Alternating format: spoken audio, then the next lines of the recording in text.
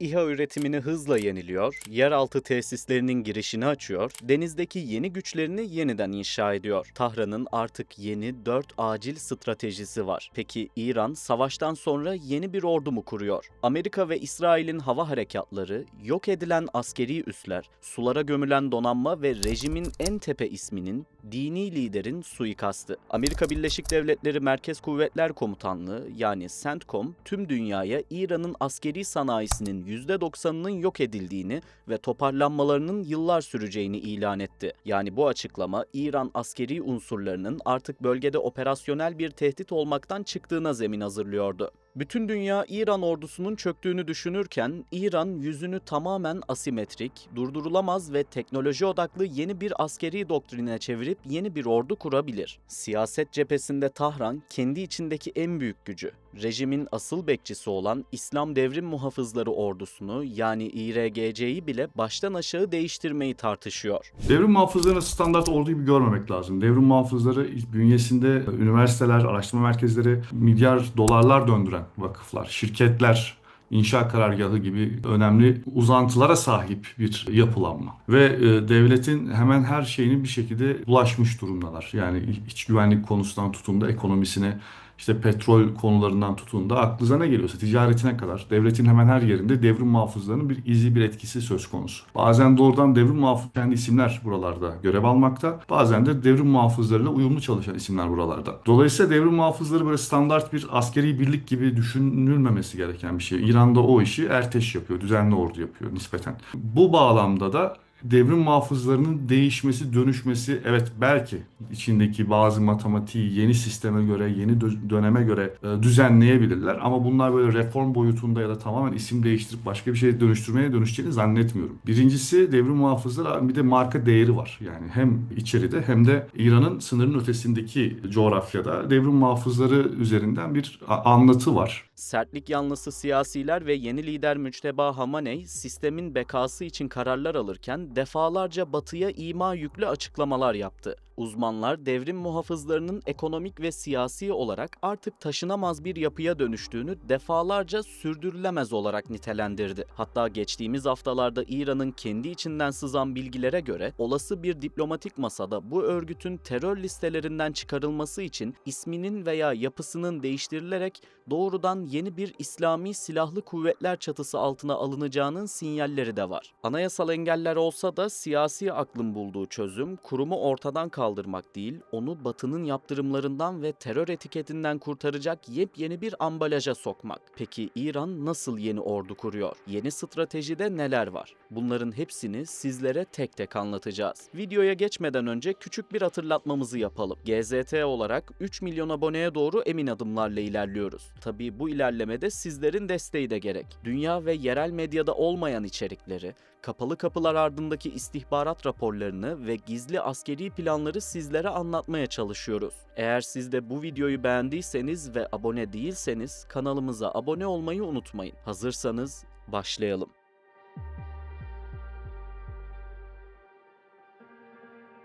Bakın, İran, Amerika Birleşik Devletleri'nin hava gücünün ve İsrail'in istihbarat ağının ne kadar yıkıcı olduğunun artık acı bir şekilde farkında. Ancak Amerika, İsrail ve Körfez ülkeleri de artık İran'ın gücünü balistik füzeler ve dronlarla yeni bir boyuta taşıdığının farkında. Bu yüzden İran ordusu hızla eskisinden çok daha etkili bir şekilde yeniden yapılanmaya gidecektir. Yani devletlerde tek bir şeye odaklanıldığını düşünemeyiz. Yani bir taraf işte hasar tespit yaparken bir tarafta önceliklendirmeyle uğraşıyordur. Bir taraf işin askeri yıkım tarafına bakarken bir tarafta ekonomik tarafına bakıyordur. Dolayısıyla bir önceliklendirme çalışması, bir hasar tespit çalışması şu an var gücüyle devam ettiğini söyleyebiliriz, tahmin edebiliriz. Ama bu nihai noktada işte elde ne kadar varlık var, neyi ne kadar yapabilirler ve nerelere önce olarak sarf etmeleri gerektiği konusunda açıkçası şu andan konuşmayı ben çok erken bulurum nacizane. Hı hı. Ama savunma manasında şimdi yeni bir çatışma ihtimalini de sürekli olarak göz önünde tuttuklarını düşünsek İranlıların o yeni çatışmayı öncelikle karşılayacak bir hareket biçimi geliştirip ondan sonra diğer kanallara yöneleceklerini düşünebiliriz. Washington DC merkezli Stratejik ve Uluslararası Çalışmalar Merkezi çok çarpıcı bir rapor yayımladı. Raporda Tahran yönetiminin savaş tamamen durulduğunda belirlediği 4 çok acil stratejik önceliği bulunduğu ifade ediliyor. Amerikalılara göre bunların ilki limanları temizlemek. Çünkü limanların yeniden işlevsel hale gelmesi gerekiyor. Amerika ve İsrail, İran'da özellikle kritik altyapıları hedef aldı. Limanlar, köprüler, demir ağları ve yolların çoğu vuruldu. İsrail bu politikayı Lübnan'da da benzer şekilde uyguluyor. Eğer İran yeniden inşa çabasında limanları ve lojistik ağı yenilemezse darboğaza girmeye mahkum. Batan o gemileri çıkarmak ve kanal erişimini sağlamak için deniz kurtarma operasyonları başlatmak zorundalar. Şöyle bir limanlara bakalım. Bender Abbas deniz üssünde batık donanma gemileri limana giriş çıkışları engelleyerek derin su rıhtımlarını sekteye uğrattı. Bu arada bu şehir deniz üssünün liman havzasının %40'ı ve ana rıhtımının büyük bir kısmı yıkıldı. Bender Enzali'de ise saldırılar bir komuta kontrol merkezini, tersaneyi ve düzinelerce gemiyi devre dışı bırakarak İran'la Rusya arasındaki kritik bir deniz tedarik hattını fiilen kapattı. Çabahar Limanı ve Konarak deniz üssü de gemi kayıplarına uğradı ve İran Deniz Kuvvetleri'nin Umman Körfezi'nde varlık gösterme yeteneğini ciddi şekilde zayıflattı. Sadece limanlar ve gemiler değil, İran'ın denizcilik altyapısı da zayıflatıldı. Saldırılar Tahran'daki Denizcilik Endüstrileri Örgütü'yle bu şehdeki İran Deniz Sanayi Şirketi'nin faaliyetlerini aksattı. Şiyan ve İmam Hümeyni kasabasındaki deniz seyir füzesi üretim alanlarıyla Vandar'daki sualtı askeri teçhizat araştırma merkezleri vuruldu. Parçin askeri kompleksindeki gelişmiş mühimmat tesislerinin imha edilmesinin ardından İran'ın yeniden silahlanmasının ilk aşamaları felç oldu diyebiliriz. Devam edelim. İkinci acil öncelik yerle bir olan silah ve mühimmat tesislerinin onarımı ve yer altındaki üretim tesislerinin yeniden inşası. Bu devasa çaba sadece temel inşaat faaliyetlerini değil, hasarlı üretim ekipmanlarının çok daha gelişmiş cihazlarla değiştirilmesini de gerektiriyor. Üçüncü stratejik hamle drone filosunun hızla yenilenmesi. Bu hamle İran'ın balistik füzelerle birlikte bel kemiğidir diyebiliriz. Ucuz maliyetli dronlar üretme. Yani çok basit yapılı ama bir şekilde etki üretebilen, hatta bazen motosiklet motoruyla falan yapılan dronlar üretmek. Bu birinci şeydi. Ucuz mayınlar üretmek. Ya da küçük tekneler üzerine işte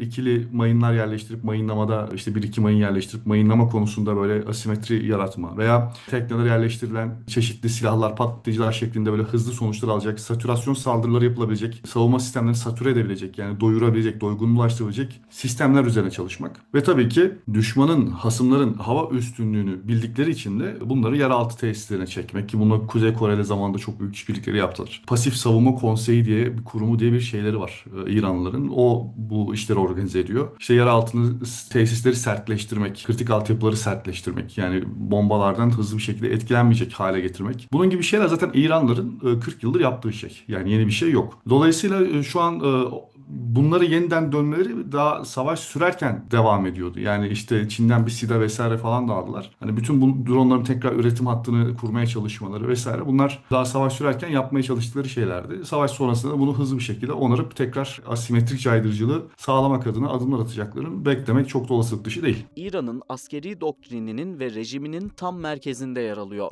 Dördüncü ve son stratejik öncelikse İslam Devrim Muhafızları donanmasının denizdeki güçlerini yeniden inşa etmek. Yeni gemilerin üretimi çok daha ucuz, montajı hızlı olacak. İran'ın Amerikan gemilerine karşı yakın vadede sürdürme ihtimali en yüksek olan taciz ve engelleme görevlerine uygun insansız küçük hücum botlar artık donanmanın yeni yüzü oluyor. Zaten ellerinde bunu yapmaktan başka şansları yok. Çünkü donanmaları denizin dibinde. Öncelikle İran'ın ne kaybettiğine bakalım. Zira hep Amerika'nın Orta Doğu'da ne kaybettiğine bakıyoruz. Yıkımın boyutu ve parasal karşılığı çok belirsiz. Şu an sahada toz, duman her yer. Henüz işte Hamene'nin cenazesi yeni kalkıyor malum. Yani bütün ağır sanayi tesislerinin vurulduğunu, demir çelik sanayisinin vurulduğunu ve 15 bin hedefin vurulduğunu düşünürsek İran'da yıkımın boyutu tabii ki 10 milyarlarca, belki 100 milyarlarca doları aşan bir durum olması çok olası. Bu ama işin maddi karşılığı. Bir de tabii bunun üretimdeki yaratacağı eksiklikler, toplum üzerinde yaratacağı eksiklikler, yani iş gücünde oluşturacağı sıkıntılar gibi birçok yönü de var. Dolayısıyla bu yıkımın faturası aslında süreç içerisinde aslında kendisini daha belli edecek. Yani mesela savaşın sıcaklığı geçince, toz duman inince neyin eksik olduğu daha fazla hissedilir hale gelecek. Ya da neyin yıkımının daha etkili olduğu daha fazla hissedilir hale gelecek. Bütün bunların hepsi tabii ki İran'da karşılık bulacaktır. Ve bir şekilde bunu çözmek için İranlar da uğraşacaktır. Şimdi 300 milyar dolar meselesi de doğrudan bu paranın akıbeti de şu an çok belli değil. Yani bir 300 milyar dönüyor evet anlaşmalarda ama hangi şekilde nasıl gelecek, gelebilecek mi, gelince bu nasıl değerlendirilecek? Hem ilk söylediğim o yokluklardan kaynaklı bir önceliklendirme mutlaka yapılacaktır. Yani bir önceliklendirmenin sonrasında bu paralar harcayılacaktır. Dediğim gibi bu paranın da henüz akıbeti çok belli değil. Dolayısıyla biraz daha beklemek, görmek gerekiyor bunun içinde. Deniz kuvvetlerindeki tablo kelimenin tam anlamıyla bir enkaz. Rakamlarla konuşmak gerekirse İran donanmasının bel kemiğini oluşturan tam 12 adet denizaltı sulara gömüldü. Bununla kalmadı. 2 adet güç projeksiyonu ve denizde ileri üs gemisi, 5 adet Alvand ve Mouj sınıfı fırkateyn, 6 adet Bayandor ve Sina sınıfı korvet, 3 adet hızlı hücum botu ve 30'dan fazla mayın döşeme gemisi tamamen imha edildi. İran'ın saydığımız bu stratejileri hayata geçirmesi konusunda bir sorunu var. İran'ın bu 4 yeni ordu stratejisini hayata geçirebilmesi için ham maddelere ve gelişmiş üretim ekipmanlarına ihtiyacı var. Savaştan önce İran bu kritik parçaların büyük bir kısmını Birleşik Arap Emirlikleri üzerinden yeniden ihracat yoluyla gizlice ülkeye sokuyordu. Ancak savaş sonrası oluşan bu rotanın artık sürdürülebilir olma ihtimali çok düşük. Bu yüzden İran lojistik haritasını anında değiştirdi ve rotayı doğrudan Pakistan kara sınırına, Hazar Denizi üzerinden Rusya limanlarına ve doğrudan Çin'den tedarik hatlarına çevirdi. Ancak bir engel daha var. İran'ın tedarik zinciri çeşitliydi öncesinde de. Irak üzerinden de sınırlardan özellikle Süleymaniye hattı üzerinden de böyle irili ufaklı resmi gayri resmi birçok sınır kapısından uçak parçalarının bile geçirildiği söylenirdi. Yine deniz hattı üzerinden de limanlara bazı şeylerin parçaların gelip gittiği söylenirdi. Dolayısıyla İran bu çeşitliliği bir şekilde sağlamaya sürdürmeye devam edecektir. Çünkü ülkenin inşası için zaten ambargolar konusunda artık bu işleri atlatma diyeyim konusunda uzmanlaşmış bir ülke. Ama ambargoların da tabii ne yöne evrileceği önemli. Mesela eğer Trump yaptırımları hafifletme yoluna giderse İran eli rahatlayacağı için böyle çok çeşitlendirmek için de büyük enerji sarf etmesi gerekmeyecektir. Ama yaptırımlar gene maksimum baskı şeklinde devam ederse ve sıkı bir şekilde uygulanırsa bu sefer gerçekten İran için bir şeyleri elde etmesi zaman açısından daha maliyetli olacaktır. Yani daha uzun zamanlara yayılacaktır elde etmesi. Dolayısıyla bu hikaye biraz da Trump'ın maksimum baskıyı sürdürmeyeceği, yaptırımları hafifletmeyeceğiyle de alakalı bir konu. Ama tabii ki artık dönüştüğünü en azından söyleyebilirim. Orta vadeye kadar. Belki orta vadeden sonra bir değişim, dönüşüm tekrar gerçekleşebilir ama kısa ve orta vadede bir eski günleri doğrudan ulaşabileceğini çok düşünmüyorum. Bununla bağlantılı olarak da bu tip tedarik hatlarının kolay kolay tekrar inşa edebileceğini açıkçası düşünmüyorum. Ama biraz dediğim gibi her soruda cevabını söylediğim gibi bunu da biraz görüp beklemek ve izlemek gerekiyor. Ondan sonra ancak net bir şey söylenebilir. Her ne kadar Amerika ile İran arasındaki barış anlaşması kapsamında yaptırımların kısmi olarak kaldıracağı söylense de Amerika yeni ordu için tekrar ambargo başlatabilir. Neden mi? Amerika'daki karar alıcılara sunulan ilk teklif Rusya yaptırım modelini İran için aynı şekilde genişletmek. İkincisi bu yeni sevkiyat ağları tam oluşmadan önce özellikle İran'la doğrudan kara veya deniz rotalarına sahip olan Pakistan gibi üçüncü ülkelere acil diplomatik baskı yapmak. Üçüncüsü Çin'de faaliyet gösteren, bu ülkeler üzerinden dağıtım yapan veya kilit bileşenleri satan Amerika Birleşik Devletleri ve müttefik firmalarına ulaşılarak riskli işlemler tespit edilebilir ve yaptırım uygulanabilir. İran'ın gerçekten ne satın alması gerektiğine bakalım. Limanların ağzını kapatan o metal yığınları temizlemek için kapalı deniz kurtarma hava yastıkları, yüksek kapasiteli dalgıç hidrolik pompalar ve ağır hizmet tipi tavan vinçleri gibi çok özel deniz kurtarma ekipmanları tedarik listesinin en üst sırasında yer alıyor. Yer altındaki üretim tesislerini yeniden kurmak, füzelerin ve motorların milimetrik detaylarını işleyecek hassas kalibrasyon cihazlarına, bilgisayarlı nümerik kontrol yani CNC torna ve frezelerine kadar çok çeşitli takım tezgahlarına devasa bir talep oluşturuyor. İran henüz 2022 yılının Kasım ayında dahi sadece Şahit 136 drone'u için yılda yaklaşık 5000 motor ve 500 hava iskeleti üretebilecek bir kapasiteye ulaştığını değerlendiriyordu. Şimdi o yok edilen kapasiteyi geri kazanmak ve drone filosunu yenilemek için kritik bileşenlerin sürekli ithalatına ihtiyaç duyuyorlar. Üstelik Sahara Thunder isimli İranlı savunma şirketinden sızdırılan belgeler, İran'ın üretim ağındaki o korkunç yedeklilik planını da ifşa ediyor. İran'ın kurduğu kurduğu her bir drone fabrikasının olası bir saldırıya karşı yedeklilik sağlamak amacıyla tam 2 adet gizli ikame alanı, yani kopyası bulunuyor. Hep Amerika ve İsrail'in stoklarının azaldığını söyleriz. Peki İran'ın stokları ne durumda? 1 Nisan tarihi itibarıyla gerçekleşen 6770 insansız hava aracı ve füze fırlatması, İran'ın birikmesi yıllar alan stoklarını büyük ölçüde eritti. New York Times ve Washington Post'ta yer alan değerlendirmelere göre Tahran savaş öncesi füze stoğunun %70'ini elinde tutmayı başarmış olsa da insansız hava aracı cephaneliğinin yalnızca %40'ını elinde tutabiliyor. Yani çatışma sırasında insansız hava araçlarının tahminen %60'ını ve füze envanterinin %30'unu harcadılar. Amerika Birleşik Devletleri füze rampalarının çoğunu yok ettiğini düşünürken, İran ordusu aslında bu sistemlerin büyük bir kısmını bombardıman başlamadan çok kısa bir süre önce devasa yeraltı tünellerine gömmeyi başarmıştı. İran'ın füze üretimi ve depolamasının büyük bir kısmı güçlendirilmiş yeraltı tesislerinde yer aldığından, üretim kapasitesindeki hasarın tam boyutunu yüzeyden değerlendirmek imkansız. İran, ateşkesin hemen ardından drone ve füze tesislerini onarmaya başlamış. Uydu görüntülerine yansıyan hareketlilikler, çöken tünel girişlerinin hızla temizlendiğini ve o gizlenen fırlatma rampalarının tekrar gün yüzüne çıkarıldığını kanıtlıyor. Şahit dronlar da hızlıca yenileniyor. Nitekim Amerikan CNN televizyonunun ulaştığı son Amerikan istihbarat raporlarına göre Tahran, Nisan ayında başlayan 6 haftalık ateşkesi devasa bir lojistik fırsata çevirerek durdurulan drone üretimini yeraltı tesislerinde yeniden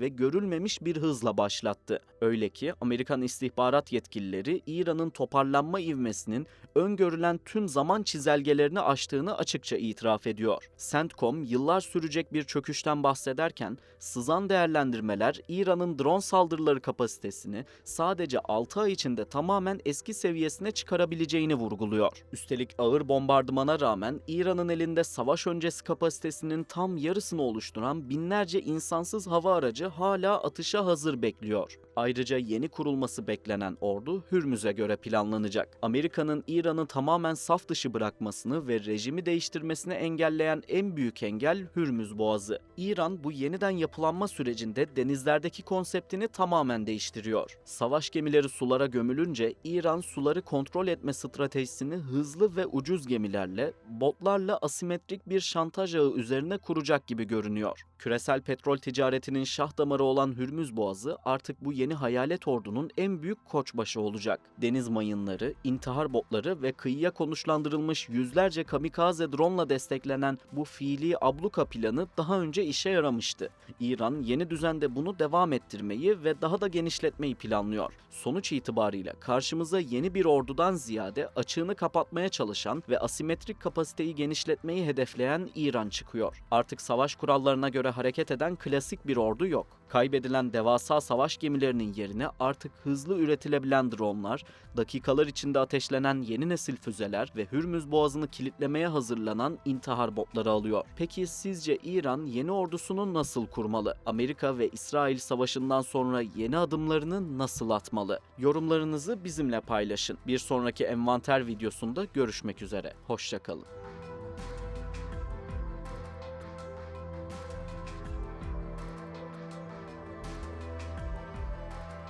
İHA üretimini hızla yeniliyor, yeraltı tesislerinin girişini açıyor, denizdeki yeni güçlerini yeniden inşa ediyor. Tahran'ın artık yeni 4 acil stratejisi var. Peki İran savaştan sonra yeni bir ordu mu kuruyor?